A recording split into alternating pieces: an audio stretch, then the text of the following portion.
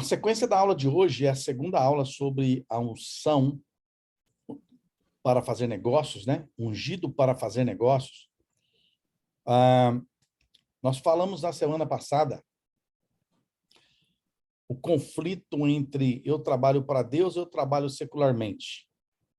Nós ensinamos o princípio que, para Deus, todo tipo de business que eu desenvolvo, não importa se é construção, se é faxina, se é pintura de casa, se é comércio, não importa, todo tipo de business, ele é uma conexão para eu continuar a obra de Deus. Nós aprendemos que o homem foi criado para dar continuidade ao processo da obra de Deus, criado ao sexto dia.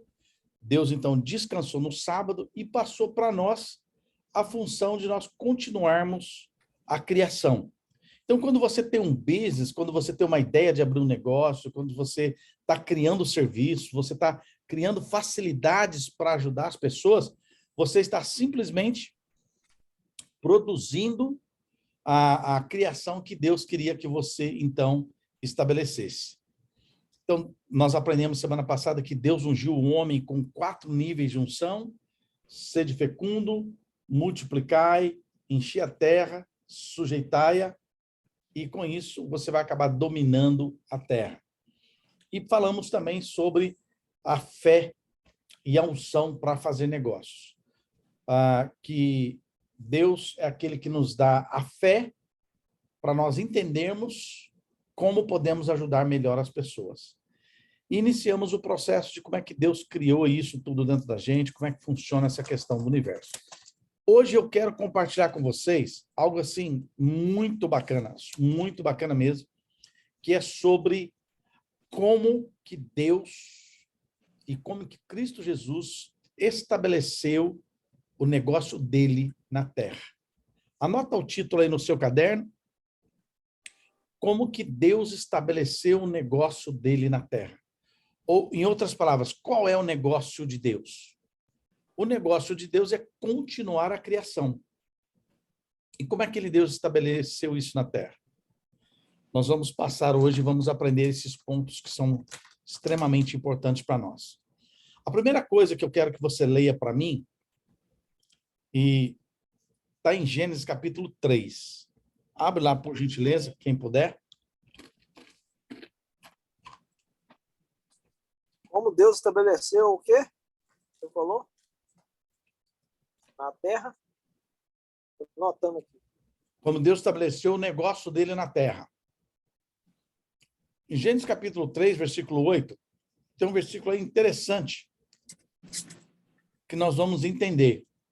Leia para mim esse versículo e eu vou fazer uma pergunta logo em cima do versículo. 3:8, Paulo. 3:8. Naquele dia, quando soprava a brisa vespertina, o homem e sua mulher ouviram o som da movimentação de Yahvé, Deus, que estava passeando pelo jardim, e procuraram esconder-se da presença do Senhor, entre as árvores do jardim. Ótimo. Olha que coisa interessante. A partir desse versículo aí, nós entendemos uma coisa muito chave e muito maravilhosa. O que nós entendemos? Nós entendemos que Deus criou Adão, colocou Adão no jardim do Éden.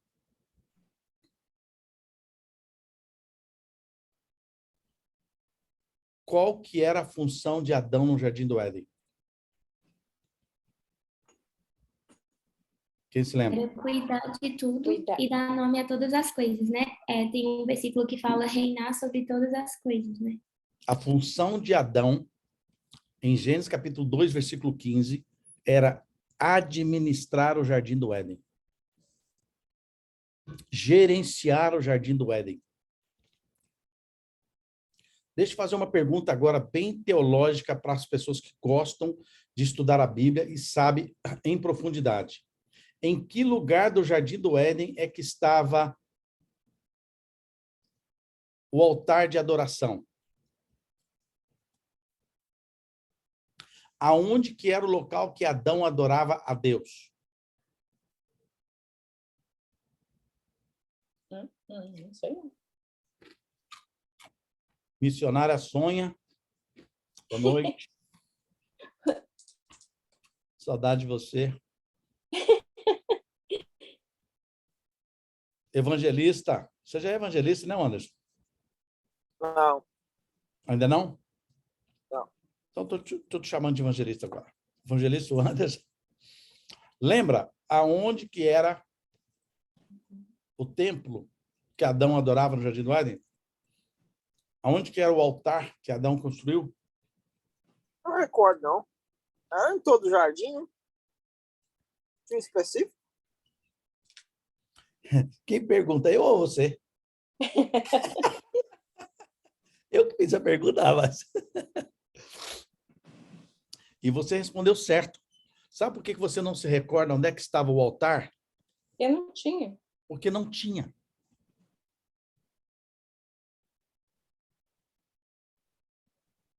Como que era a reunião de Adão com Deus? Era todos os dias na viração do dia, né? Deus descia. Valeu, Aninha! A reunião de Adão com Deus era todos os dias, todas as tardes, neste horário. Aqui, agora eu estou em Massachusetts, agora aqui são 7 horas, são 8 horas e 12 minutos. O sol está escurecendo, está caindo. Nós estamos na viração do dia. O dia está virando em noite. Era esse horário que Deus encontrava com Adão todas as tardes, no Jardim do Éden. O que Adão e Deus faziam, Sônia? Conversavam, dialogavam. Conversavam, dialogavam. Deus falava assim, Adão, o que você fez hoje, menino? E Adão falava, Senhor, andei umas voltas por aí, pelo Jardim do Éden, vi umas árvores frutíferas boas, vi uns passarinhos bonitos. Adão, que coisa boa. É. E Adão dava para Deus o relatório de todo o trabalho que ele tinha feito. Eu dei nome para os animais.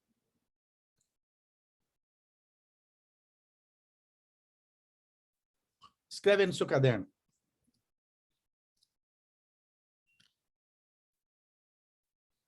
Por que não tinha templo, igreja no Jardim do Éden? Porque a adoração que mais importava a Deus era o resultado do trabalho de Adão. Uau! Para Deus, você foi criado para continuar a criação da obra. Para Deus, todas as vezes que você está continuando a criação de Deus, você está em adoração a Deus.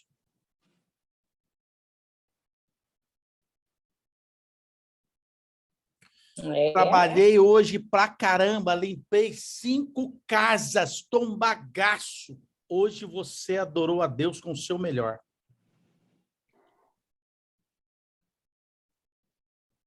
Uau! Tô revirando a cabeça de vocês, não tô?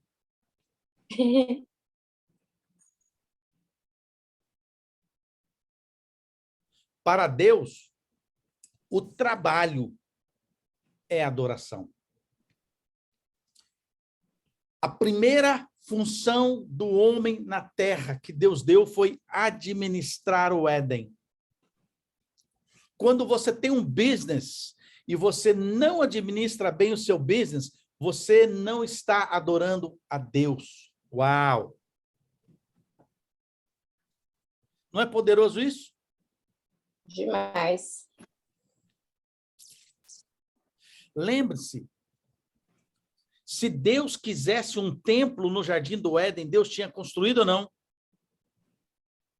Sim. Sim ou não? Sim. Quem que plantou todas as árvores? Deus. Quem que fez os rios?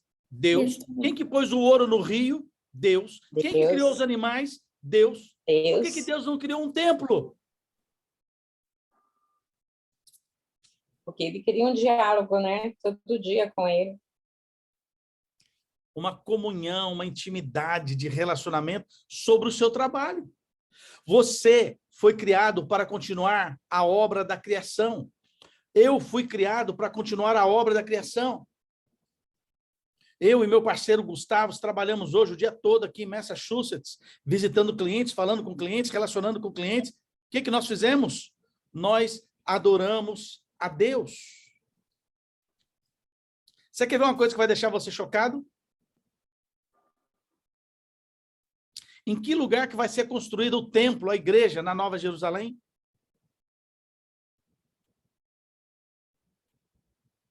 Tá pronto. Não se... Vocês nunca leram lá em Apocalipse 22, gente? Abre lá. Você vai ver se é na praça central, se é na beira do rio, se é perto da árvore, aonde que vai ser construído o templo.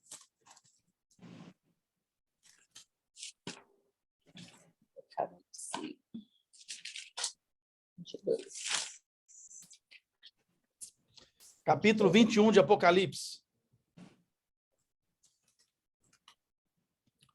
Quem está recebendo um nó na cabeça e fala, está dando um nó em mim? Apocalipse, capítulo 21. Qual que é o título do seu versículo aí? A Nova Jerusalém. A Nova Jerusalém. E aí o profeta João descreve a Nova Jerusalém inteira, como que ela é, quantas portas ela tem, quantas estão para o norte, quantas para o sul, quantas para o leste, quantas para o oeste, as pedras que tem, o tamanho das coisas. Aí lê o versículo 22. Nela não vi templo, porque o seu templo é o Senhor Deus Todo-Poderoso e o Cordeiro. Uau! Deus não criou a liturgia de templo, de igreja no Éden. Não vai ter templo, igreja na Nova Jerusalém. Não sou eu que estou falando, não, irmãos. Uau! O que Deus quer de você é que você faça a obra. Paulo, que obra? O que Deus te chamou. Você faz unha? Você está adorando a Deus. Você dirige caminhão? Você está adorando a Deus. Você é médico e ajuda a curar pacientes? Você está adorando a Deus. Você entrega pão, carne? Você está adorando a Deus. Você é um adorador. Para Deus, trabalho é adoração. Quando Deus reunia com Adão, o que Deus queria era comunhão com Adão. Preste atenção. Para Deus, o trabalho é adoração. Portanto, olha isso. Fazer negócios, administrar empresas, controlar, dominar, é nossa função. E tudo isso é porque nós somos feitos à imagem e semelhança de Deus. Qual que é a função de Deus? O negócio de Deus? Controlar a terra, administrar a terra. A Bíblia diz que não tem uma folha da árvore balança se não for pela vontade de Deus. Nós, seres humanos, a nossa função é continuar a obra de Deus. A nossa adoração é o nosso trabalho, é o nosso chamado. Agora, olha que coisa tão poderosa. Vamos lá. Anote aí no seu caderno. Quando Deus escolheu os patriarcas do Velho Testamento, quando Deus escolheu os líderes do Velho Testamento,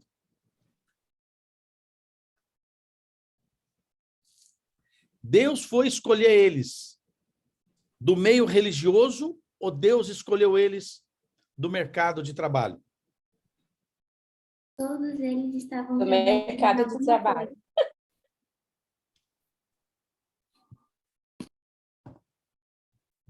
Vocês estão chutando?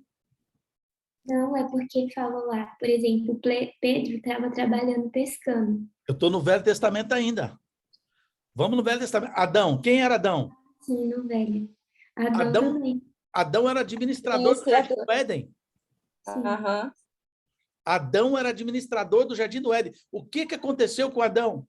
Quando Adão administrou mal o Jardim do Éden, quando Adão permitiu uma rebeldia dentro do Jardim do Éden, na empresa dele, os funcionários rebeldes lá dentro, quando Adão permitiu uma rebeldia, o que aconteceu? Foi demitido. Essa foi boa. Não foi? Verdade. Adão, então, era administrador do Jardim do Éden. Noé era o quê? Agricultor e carpinteiro. Aí vamos lá para Abrão. Quem era Abraão? Abraão era um dos maiores comerciantes de Ur dos Caldeus. Comerciante. E quando ele se mudou para Canaã, ele se tornou agricultor, pecuarista. Isaac seguiu a profissão do pai, pecuarista e agricultor, fazendeiro. Jacó, pecuarista, cuidava de ovelhas. Continua a lista, gente. Moisés, legislador do Egito. Moisés estudou 40 anos aprendendo as leis do Egito. Moisés era um advogado. O irmão de Moisés, Arão, quem era esse cara? Tomador de conta de gado, pecuarista. Davi, comandante do exército. E Davi teve outras funções, além de ser comandante do exército, de Saul. Depois ele se tornou rei, depois se tornou dono de negócios, abriu empresas, estabeleceu negócios. Aí a gente chega em Salomão. Salomão. Quem foi o homem mais rico do planeta Terra? Salomão. Por que Salomão era mais rico? Porque pediu sabedoria para Deus. Sabedoria para quê? Para continuar a obra de Deus. Cuidar do povo de Deus. O que aconteceu? Salomão, ele era tão poderoso, mas tão poderoso, que ele abriu várias empresas. Salomão foi um cara que fera em engenharia, fera em agricultura, fera em pecuária. Inclusive, ele importava cavalos do Egito e trazia os melhores para a terra dele. E olha, para você ter uma ideia, Salomão era consultor de reis de outros lugares. Reis vinham para Jerusalém para aprender a sabedoria de Salomão. E Salomão cobrava em ouro e cobrava caro. Eu acho que vou parar de cobrar em dólar, vou começar a cobrar em ouro o meu coach. Boa ideia. Boa ideia. Aí, ó. Já achei alguém que apoia. Olha só que coisa interessante. Aí a gente continua no mercado. Depois de Salomão tem Daniel. Quem era Daniel? Legislador, político. Um grande político na Babilônia. Depois os profetas. Gente, pega os profetas do Velho Testamento. De todos os profetas do Velho Testamento, a maioria você vai ver que era agricultor, era pecuarista. Elias, Eliseu, Amós, Obadias, todos eles eram profissionais do mercado, todos eles tinham seu próprio trabalho, eram microempresários. Vai para os juízes, praticamente todos os juízes eles eram agricultores e pecuaristas, com exceção de um cara chamado Eli e de Samuel. Só Eli era sacerdote.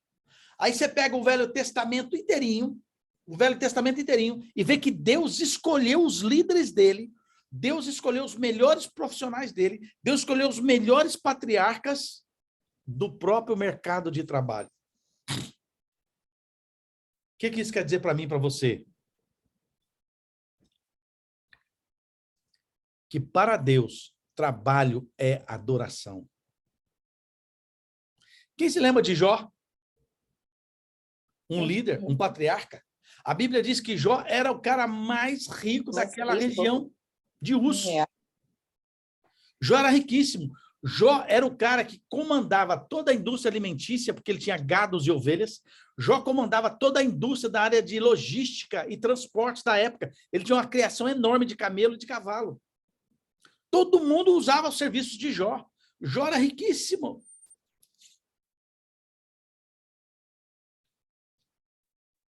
Faz sentido ou não? Olha que coisa impressionante. Colocaram na nossa mente que para eu servir a Deus, para eu adorar a Deus, eu tenho que parar a minha empresa, entrar para um seminário, fazer teologia, depois virar um obreiro, um missionário, um pastor, um profeta, para eu ser um cara que trabalha para Deus. Não é doido estranho? Mais doido ainda é quando você começa a estudar Jesus, o próprio Deus, encarnado. Qual era a profissão dele? Carpinteiro. Até os 30 anos de idade, Jesus era carpinteiro. Ele sabia a Bíblia porque ele estudava como todo judeu tem que estudar. Aos 12 anos, ele estava discutindo com os líderes da igreja, porque era o teste dele do bar mitzvah.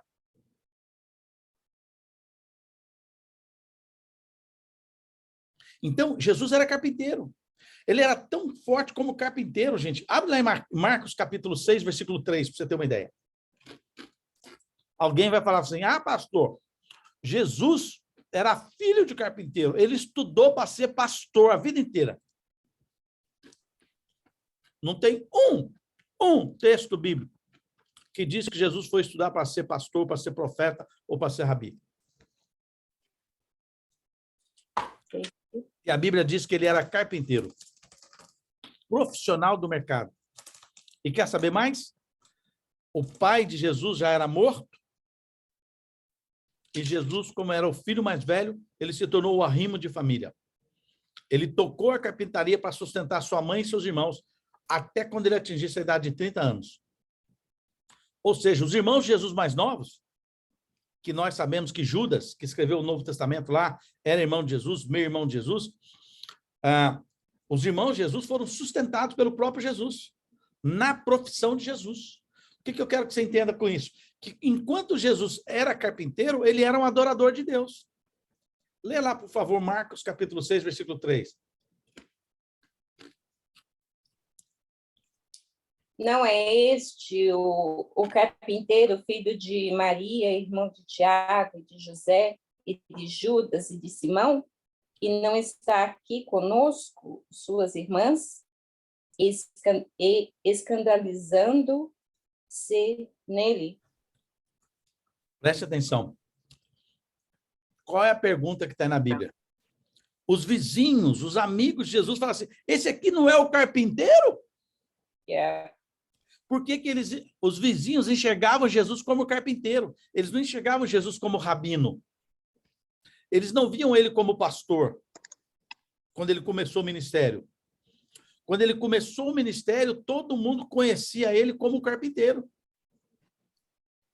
Espera aí, esse menino aqui não é o Jesus, o carpinteiro? O filho de Maria, irmão de Simão, irmão de Tiago? O que eu quero dizer? Que eu quero que você entenda. Que Deus chamou você e te ungiu para você fazer negócio. Para você abençoar vidas. Para você abençoar pessoas. E o trabalho, o fruto do seu trabalho, sobe para o céu, para Deus, como adoração ao Senhor. Se você não está passando ninguém para trás, se você não está defraudando ninguém, se você não está roubando ninguém, se você não está tirando dos outros, você está em plena adoração ao seu Criador. E os detalhes da vida de Jesus são muito impressionantes. Olha só que coisa interessante. Ele nasceu numa estrebaria. Eu e você, porque a gente foi criado no catolicismo ou no cristianismo, nós sempre aprendemos, através dos presépios, que a estrebaria era um lugar onde só se guardava animais. Mas quando a gente cresce, principalmente eu cresci, eu fui assistir filme de Bang Bang. Não sei se alguém assistiu o filme de Bang Bang aqui. As cidades do Velho Oeste, sempre tinha a cidade e tinha ali tinha um que lá no canto da cidade? Uma estrebaria, um curral, onde todo mundo que chegava com o seu animal levava o animal para lá. Era ali que o animal descansava, era ali que o animal comia, e era ali que alguns viajantes dormiam, porque antigamente não existia hotéis, não existia pensões. Se ninguém tinha parente na cidade, dormia ali em cima dos fenos na estrebaria. E o interessante é que Jesus nasceu numa estrebaria. E o que significa isso, Paulo? A estrebaria é um lugar de negócios. É um lugar onde se cobrava para guardar os animais, para dar comida para os animais. Jesus nasceu no mercado, gente. Ele não nasceu numa igreja. Não é lindo isso? Uhum. Olha que coisa interessante, como é que Deus cuida de nós, falando para nós que nós, empresários, somos servos de Deus. As primeiras pessoas que foram visitar Jesus foram quem? Os padres, os religiosos, os sacerdotes, os evangelistas? Não. Pequenos empresários, que eram os pastores de ovelha que estavam nos campos.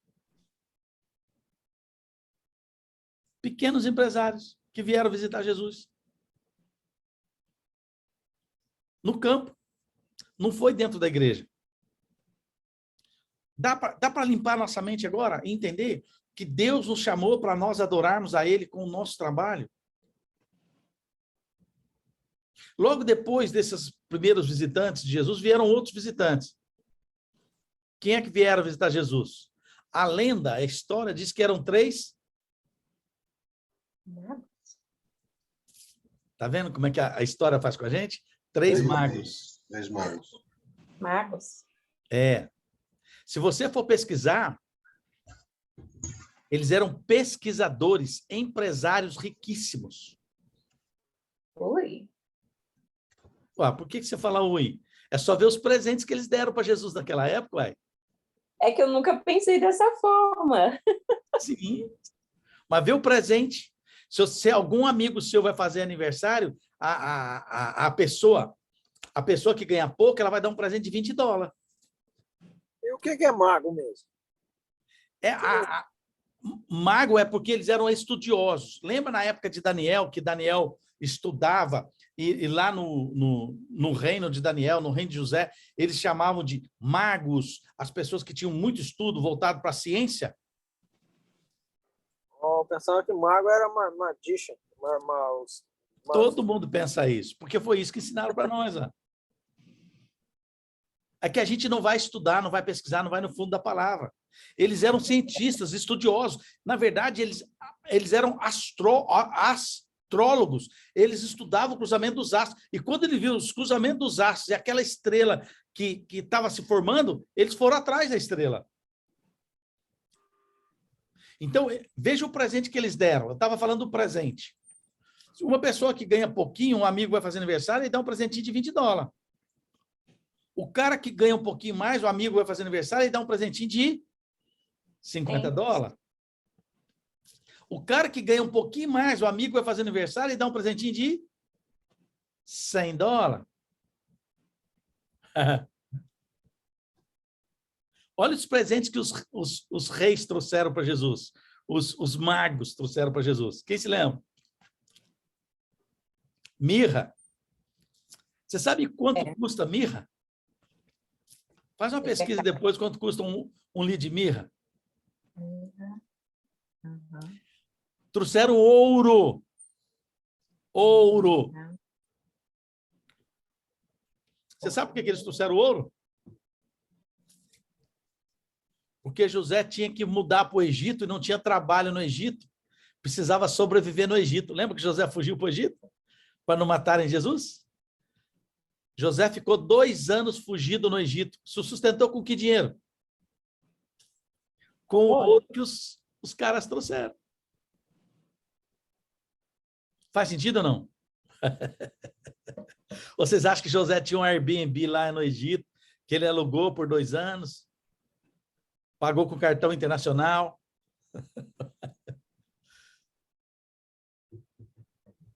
Ai, ai. Como eu te falei, Jesus aprendeu a profissão do pai dele.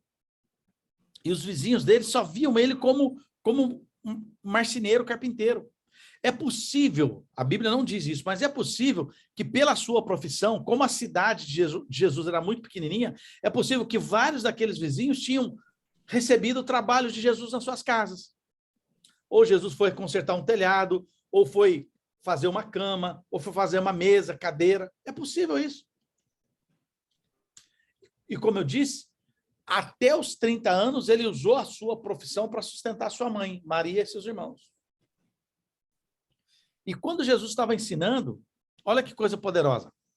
Quando Jesus estava ensinando, se a gente vê as parábolas de Jesus, os ensinamentos de Jesus, você vai encontrar algumas coisas poderosíssimas. Por exemplo, Jesus ensinou parábolas sobre a construção.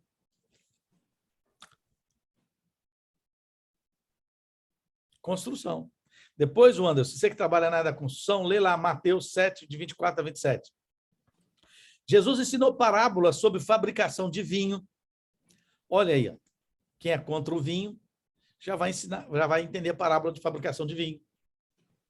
Lucas 5, 37 e 38. Jesus deu uma aula, ensinou sobre agricultura, falando sobre plantação.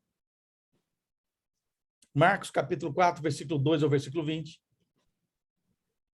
Depois, Jesus ensinou parábolas sobre empreendedorismo, uma caça ao tesouro, ou seja, Mateus, capítulo 13, 44. Jesus falando sobre o reino do céu semelhante aos tesouros. Jesus falou sobre fazenda, empregados. Mateus, capítulo 18, versículo 12 a 14. Jesus falou sobre administração. Administração. Parábolas de Jesus. Jesus contava as parábolas de acordo com que os profissionais pudessem entender. Faz sentido ou não? Sim. Faz sim. Jesus ensinou uma parábola sobre investimentos. Mercado futuro. Pesquisa, falência, alavancagem, investimento de capital de risco. Paulo, e é muito engraçado porque Jesus tinha uma pessoa que administrava as coisas para ele, né? Que era Judas. Yes. Administrava as finanças. Uhum. É muito interessante a gente prestar atenção nos detalhes. Imagina, as pessoas falam assim, o ministério de Jesus era pobre, ele não tinha onde reclinar a cabeça. Ô, gente, quem que é pobre que tem um tesoureiro full time trabalhando para você? Você não tem. Hoje você paga o seu contador, porque é o que você precisa ter. Eu quero encerrar esse pensamento nosso hoje, dando para você também o versículo de João, quando Jesus fala assim, aquilo que o filho vê o pai fazer, o filho faz. Pergunta. Quando Deus escolheu os patriarcas no Velho Testamento, quando Deus escolheu líderes, ele foi escolher esses líderes aonde? No mercado de trabalho. Aonde, gente? No mercado de trabalho. Faz sentido ou não? Agora Jesus é enviado à terra. Pumba. E Jesus agora, então, ele vai iniciar o seu ministério. Do mesmo jeito que ele viu o Pai, presta atenção nisso, do mesmo jeito que Jesus viu o Pai, ir lá no mercado de trabalho, escolher fazendeiro, pecuarista, político, empresários, para ser os líderes. O que Jesus faz? Ele escolhe os discípulos, né? Ele vai escolher 12 discípulos. Aí Jesus vai no seminário teológico de Jerusalém e fala assim, quem que são os 12 melhores alunos aqui do seminário? Foi isso que ele fez? Não. Ele foi lá no mar e pegou um que estava pescando, o outro que era cobrador de impostos. O outro estava arando terra. O outro trabalhava com a terra, exatamente. O outro que era vereador da cidade, Judas Zelote, político, vereador. Um que era tesoureiro, Judas Iscariotes. O cara era chegado na administração financeira. Praticamente. O contador, todos. né? Hã? Tesoureiro ou contador? Né? Tesoureiro, contador, como é que falaria hoje? Falaria consultor financeiro. Cuidado, viu? Eu não quero que você comece a falar que Judas era consultor financeiro. Judas era tesoureiro. Mistura. Eu sabia que ia manifestar, o Gustavo ia aparecer. Eu já estava preocupado com essa história. Começou em uma direção que eu não estava gostando. Não, ele era consultor financeiro, rapaz. Depois Não ele era nada. virou. Então, ele era da New York Life. Gente, depois vocês entendem essas piadas todas, tá? Piadas internas, gente. Desculpa. Ninguém quer aprender com Judas. Ninguém quer. Quando fala em Judas, a gente quer cair fora. Não, mas me falaram que ele era atleticano. Isso me falaram mesmo. Tô brincando, gente. Tô brincando. Não precisa gritar, não. Então, olha só que coisa interessante. Por que que Jesus foi escolher pessoas do mercado? Por que que Jesus foi escolher empresários, profissionais liberais, autônomos? Por que que Jesus fez isso? Porque Jesus viu o pai dele fazendo o Velho Testamento. O filho só faz aquilo que vê o pai fazer. Uau! Como é que você se sente com todo esse tipo de informação que eu te passei agora? É muito interessante porque nós cristãos, nós somos ensinados os dois extremos, né? A teoria da super, né, de ter muito dinheiro, e a outra de não ter nada, né? Tipo, igual você falou, Jesus era pobre e tudo, mas nós não somos ensinados como administrar as coisas, né? E Jesus, ele vem nos ensinar essa parte de administrar para que nós tenhamos muito. Então, eu achei essa aula muito importante por isso. Que legal, que legal. Olha só que coisa interessante, gente, que eu quero que vocês entendam.